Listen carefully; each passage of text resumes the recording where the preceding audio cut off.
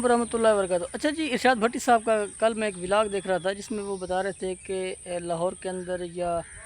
دیگر بڑے بڑے شہروں کے اندر جو پارٹیاں ہوتی ہیں لیٹ نائٹ،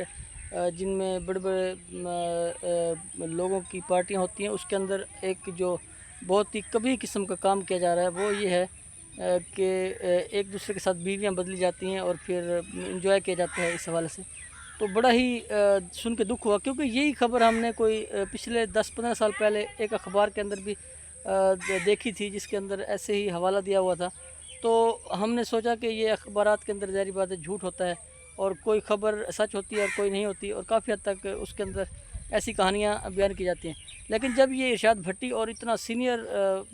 جو ہمارا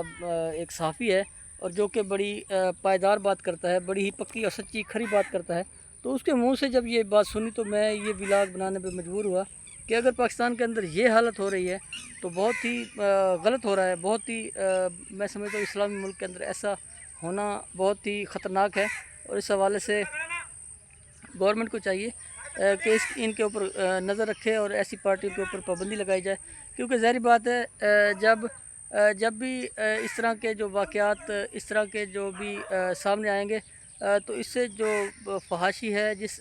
مزید پھیلے گی، تو اس حوالے سے اگر اس پہ کنٹرول کرنا چاہیے۔ پہلی بات تو یہ ہے کہ ان لوگوں کو خود ہی شرم آنی چاہیے جو یہ اس طرح کی پارٹیاں کرتے ہیں، اور اس طرح کے تبادلے کے حوالے سے جو باتیں آ رہی ہیں، تو اس میں کافی زیادہ ایشوز آ رہے ہیں، کافی زیادہ یہ سینسٹیو ایشو ہے۔ اس کے اوپر ایک تو مل بیٹھ کے سب کو سوچنا چاہیے، اور دوسرا یہ ہے کہ یہ جو اس طرح کا کبھی کام کرنے والے لوگ ہیں ان کو غیرت دلانی چاہیے کہ اسلامی ملک کے اندر آپ کیا کر رہے ہیں، جس چیز کی قطعی طور پہ اجازت نہیں ہے، اور یہ قطعی طور پہ ایک حرام کام ہے، اور اس پہ آپ ایگری ہو کے یہ کام کر رہے ہیں۔ تو میں سمجھتا ہوں کہ بہت ہی افسوسناک خبر ہے، اور بہت ہی افسوس ہوا جب یہ سنا۔ تو میں سمجھتا ہوں کہ ایک تو ایسے لگا جیسے پیروں کے نیچے سے زمین کھنچ رہی ہے کہ ایک اسلامی ملک کے اندر ایسی پارٹیاں ہو رہی ہیں اور کسی کو کانوں کان خبر ہی نہیں ہے، اور اس طرح سے لوگ اپنی موج مستی بھی لگے ہوئے ہیں اور انہیں کوئی خبر بھی نہیں ہے۔ تو یہ سب سے زیادہ دین سے دوری کی وجہ ہے۔ میں سمجھتا ہوں کہ دین کے اوپر چلنے، نمازیں پڑھنے، روزے رکھنے اور عبادت اگر بندہ کرے گا